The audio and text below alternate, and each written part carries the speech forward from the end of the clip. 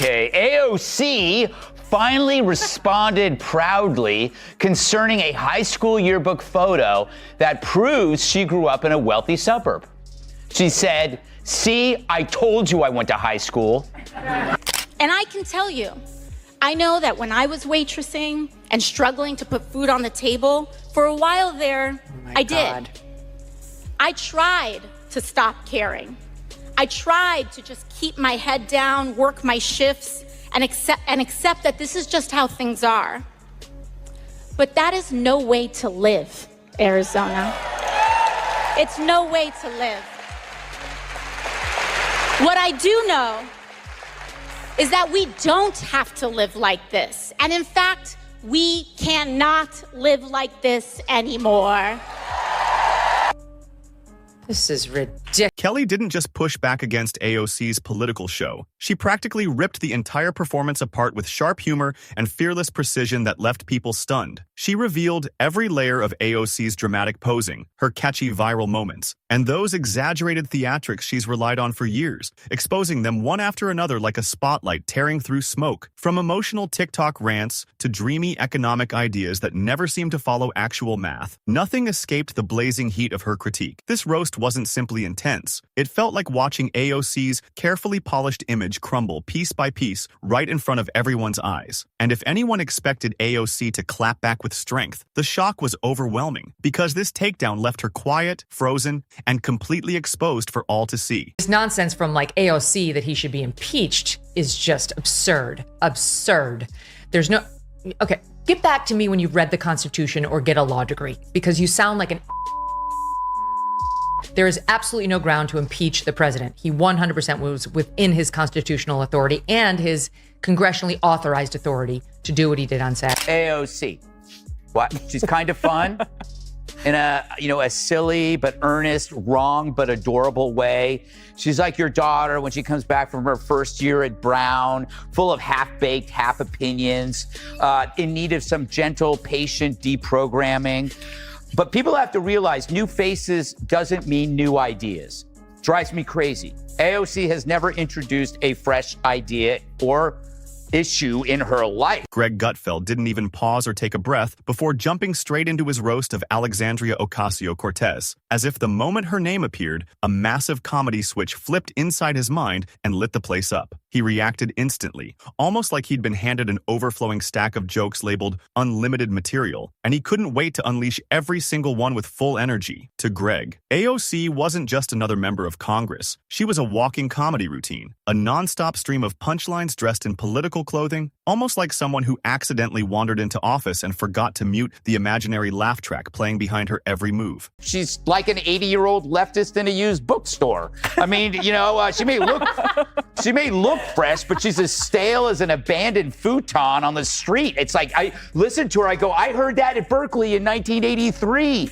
So their problem is, and the reason why they don't have any ideas is they operate on half opinions. Like, what? He opened his roast by pointing out her surprising talent for turning every Instagram Live into a dramatic national broadcast, crafted as though the entire country were waiting for updates from her cats and glowing ring lights alone. Greg joked that AOC could sit in a room full of genuine experts and still walk away armed with a fresh collection of half-understood buzzwords that sounded impressive, but never quite hit the mark. He compared her opinions to reheated leftovers from an old college activism rally, warmed just enough to seem political, yet never truly safe to digest without caution. It was his way of highlighting how her dramatic delivery often overshadowed the fragile substance hiding underneath it all.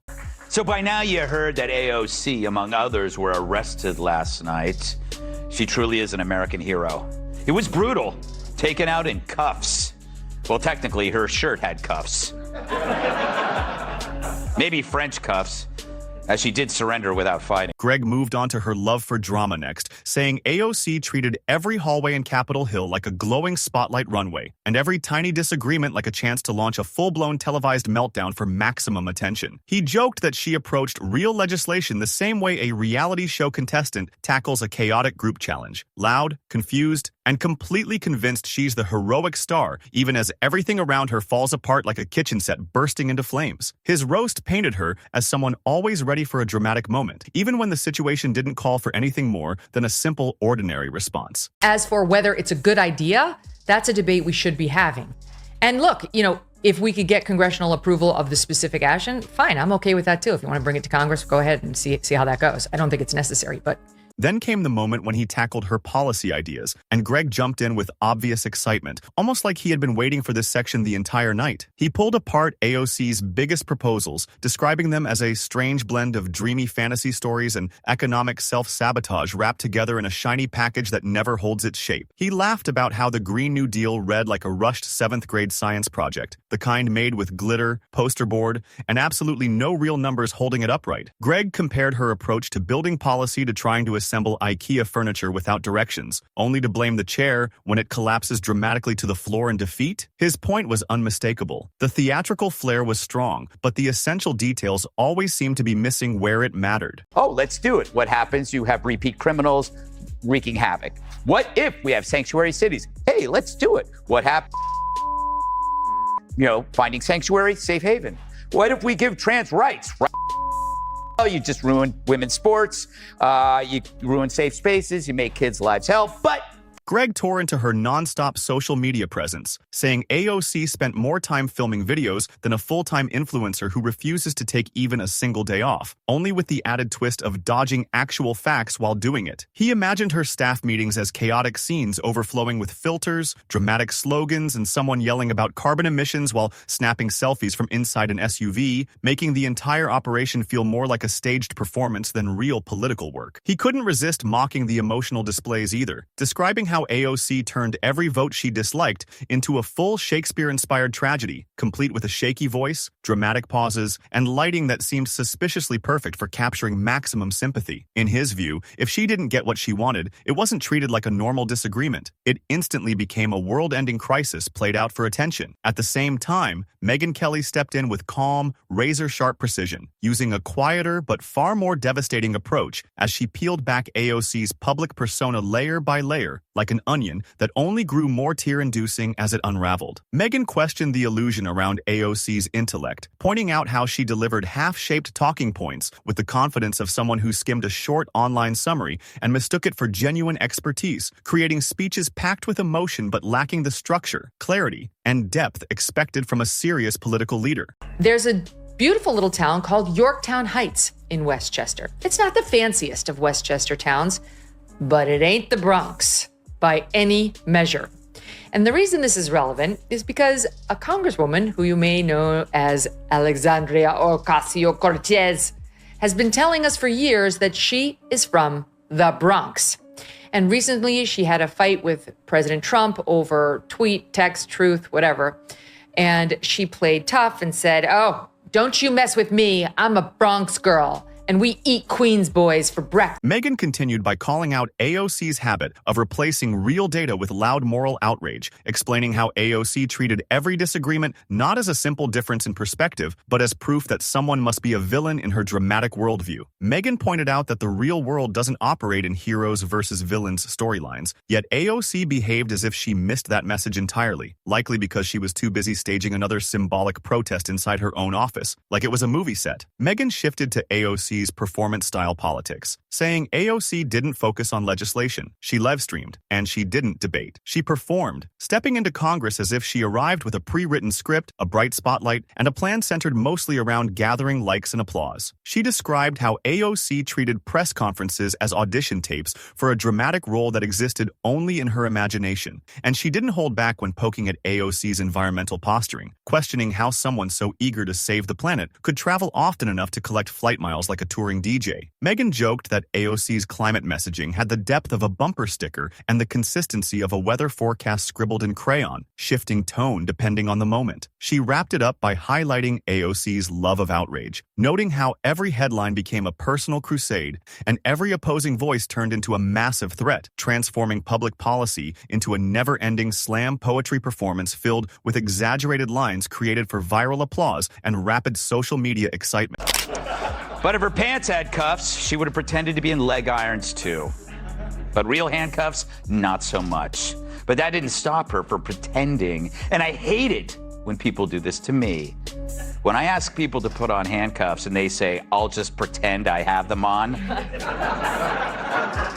I'd be like, sure, and I'll pretend to pay you after. Megyn couldn't resist teasing AOC's constant references to her humble beginnings, saying AOC had stretched her old bartender job into the political equivalent of a Marvel origin story, almost as if she personally invented hardship and transformed it into a superhero title meant to impress every camera in sight. She joked that AOC spoke about her past with so much dramatic intensity that Megyn half expected her next slogan to be, "From cocktails to Congress, a revolution in heels," delivered with a dramatic pose meant for a movie poster. Switching back to Greg, he refused to slow down, diving straight into AOC's long-running battles with the media, especially her ongoing argument with basic reality itself. He joked that AOC acted like being questioned was the same as being persecuted, treating every fact check as a direct attack on her emotions and reacting with the intensity of someone facing a personal crisis. Greg compared her reactions to a toddler denied candy, loud, indignant, and completely convinced she was the tragic victim of a great injustice. He mocked how AOC built her brand around being the voice of the people, yet somehow managed to avoid interacting with most actual people, relying instead on Twitter activists, TikTok philosophers, and climate protesters glued to sidewalks as her unofficial support squad. He even pointed out how unusual it was that someone so focused on working families spent so much time getting styled for magazine covers, and he jabbed at her red carpet moments, describing her famous dress appearances as fashion statements delivered with the subtlety of a jackhammer, designed to demand attention rather than inspire quiet admiration. And respectfully, AOC.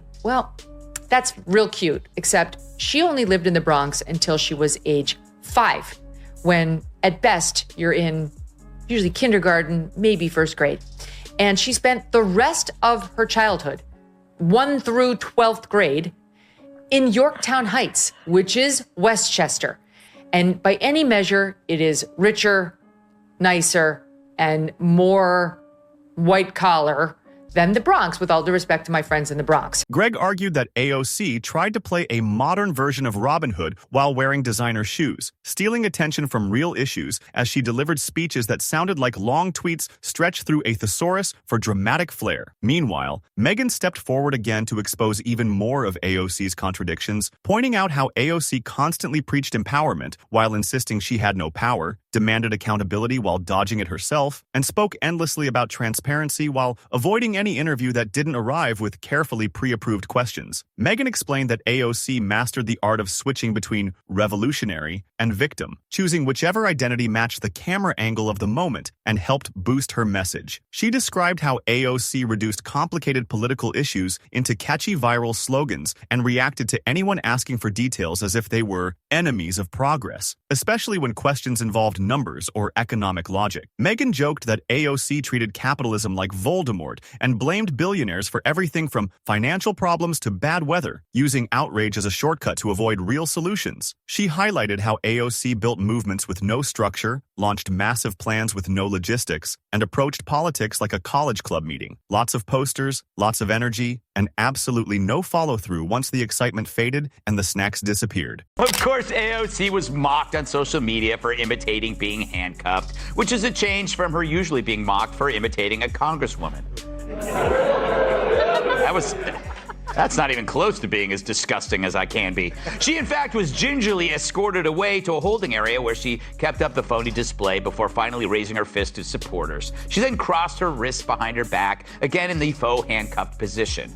It's as tall a tale as AOC nearly being killed on January. Gutfeld charged back in, calling AOC the queen of delayed revelations, joking that she always seemed to remember trauma only after it became a trending topic guaranteed to pull in attention. He mocked her sudden waves of dramatic flashbacks, each one perfectly timed to match new legislation or major news cycles, making the whole thing feel less like genuine memory and more like a carefully rehearsed performance crafted for maximum reaction. Greg said that if there were an award for Best Political Improv Drama, AOC would win without competition and proudly thank herself during the acceptance speech like she was starring in her own emotional documentary. He teased her views on international policy too, saying her entire foreign strategy seemed to be built around feeling upset, blaming America, demanding sweeping change, and offering absolutely no concrete plan afterward. Greg imagined her trying to solve world crises with inspirational quotes and vegan recipes, as if strong feelings alone could magically rewrite global conflict. Then Megan stepped in again to analyze AOC's shift from fiery activist to establishment favorite, all while pretending she hadn't changed at all. Megan said AOC wanted the credibility of rebellion and the luxury of power at the same time, crafting the political version of crashing a party, and then loudly complaining about the music she chose herself, creating a contradiction that was impossible to ignore.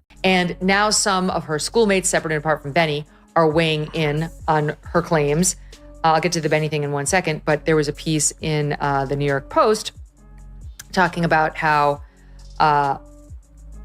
she's embarrassing herself. She's embarrassing herself now with this Bronx girl. Megan mocked AOC's endless photo ops, her carefully staged outrage, and the repeating cycle of controversies that always seem to end with a dramatic video followed by a conveniently placed fundraising link. She said AOC had turned her role in Congress into an ongoing performance series, with each new episode starring her as the misunderstood heroine boldly standing against reality itself, as if she were acting out a scripted drama instead of serving in government. Both Gutfeld and Kelly agreed that AOC wasn't some unpredictable political surprise. She was a polished brand, wrapped in the illusion of authenticity, marketed as a revolution, and powered more by Wi-Fi than by tangible results. Greg joked that if you gave AOC a full week to write a bill, she would return with a spoken word poem and a curated playlist instead. And he imagined her trying to pass legislation using glitter pens and TikTok clips like they were official congressional tools. According to him, AOC didn't symbolize the future. She represented the moment politics swiped left on real substance. Megan, always sharp, ended her roast by predicting that AOC's biggest challenge wouldn't be critics but time itself, because eventually slogans lose their spark, hashtags fade away, and people start demanding results. And when that day comes, AOC will discover that likes don't pass laws, retweets don't fix infrastructure, and no amount of emotional videos can replace actual work. AOC was on 60 Minutes last night. Quite a feat for a newcomer.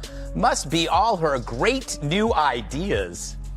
People are going to have to start paying their fair share in taxes. Once you get to like the tippy tops, on your $10 millionth dollar, sometimes you see tax rates as high as 60 or 70%. What an expression. Now, the real story isn't AOC's very old ideas. It's the media's gushy view of her.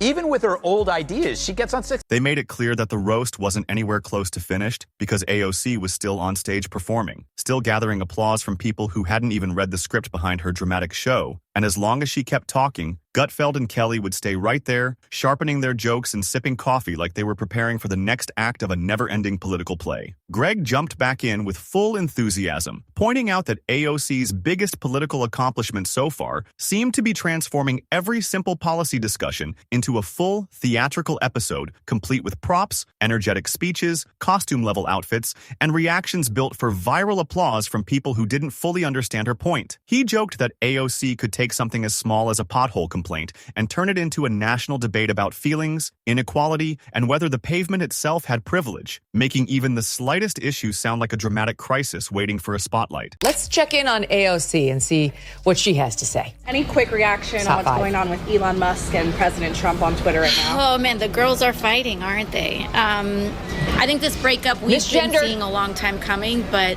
we'll see what the impacts are of it legislatively.